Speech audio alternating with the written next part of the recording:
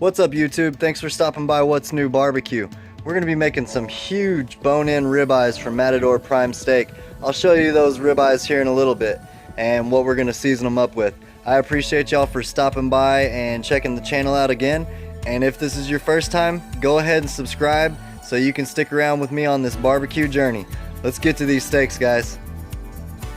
Alright guys, and here's the USDA Prime ribeyes from Matador Prime Steak. I'll have their information down below. And what I'm going to do is I'm going to hit these with a dry brine of some salt. We're about to go to baseball practice for about an hour and a half. I'm going to let these dry brine in some salt, and then we'll come back, we'll rinse them off, and we'll season them up, and we'll get ready to throw them on the grill. Hang tight.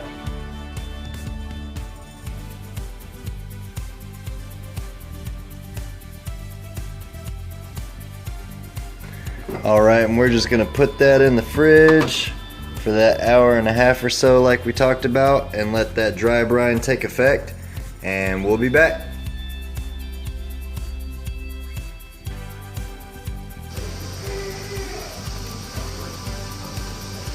Alright, and these steaks have been dry brining for 2 hours total, and it's time to rinse them off with some cold water.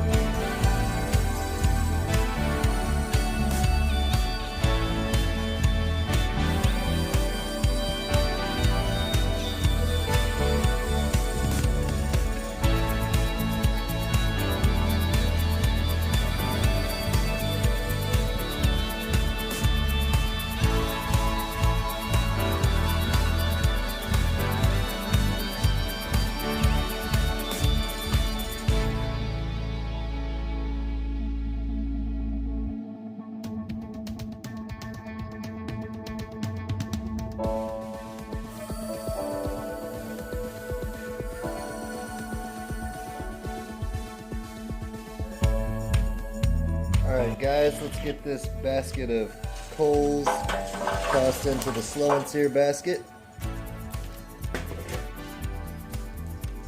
And get our weight right back on.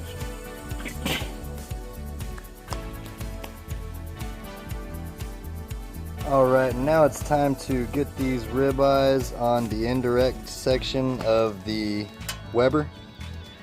Got the slow and sear right back there. We're going to put these ribeyes on the indirect section for the first part of this cook. Man, it's smelling great. And I forgot to mention, I am using Killer Hogs steak rub, and it's got some great textures in it, as you can tell, which is going to make a nice crust on these steaks, which is going to be awesome. Put that one there.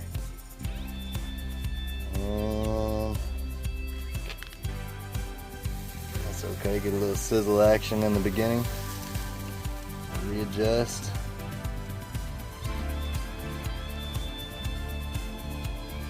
Alright, there we are. I'm going to go ahead and get this lid shut down.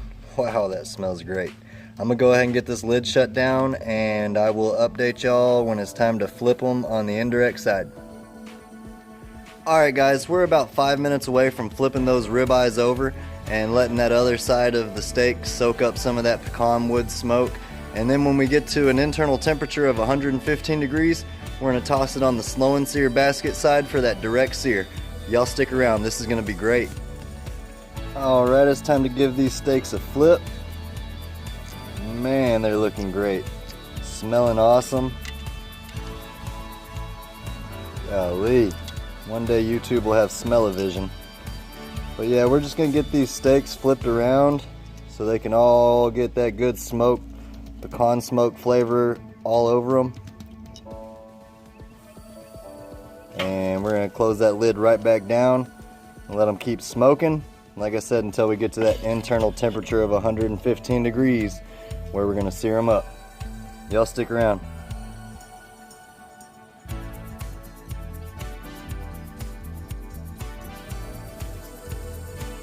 Alright y'all, I went ahead and added a couple more coals here in the basket, and it's time to sear up these steaks.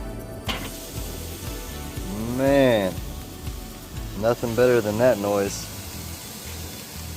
I'm gonna go ahead and sear these steaks up. We're starting to run out of daylight, and I will update y'all whenever we're giving them a taste. Hang tight.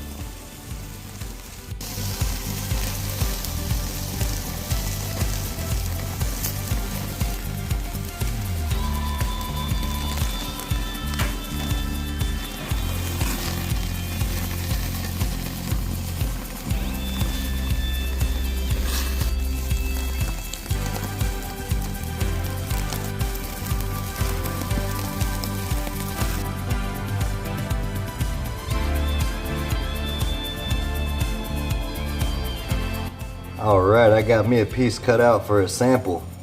Man, look at those juices. Let's give it a taste. Thanks for following along on that slow and sear, reverse sear on those ribeye steaks from Matador Prime Steak. Let's give that a shot. Y'all saw my plate set up with the green beans and the corn. Nothing goes better in my opinion than some nice veggies with a good old slab of steak. Let's give it a shot, guys.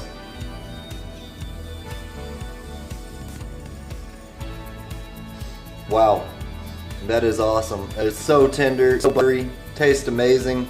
If y'all ever get the chance to make a slow and sear reverse seared steak on the Weber Kettle, I highly suggest you do that. Thanks for stopping by What's New Barbecue. I'll see y'all next time.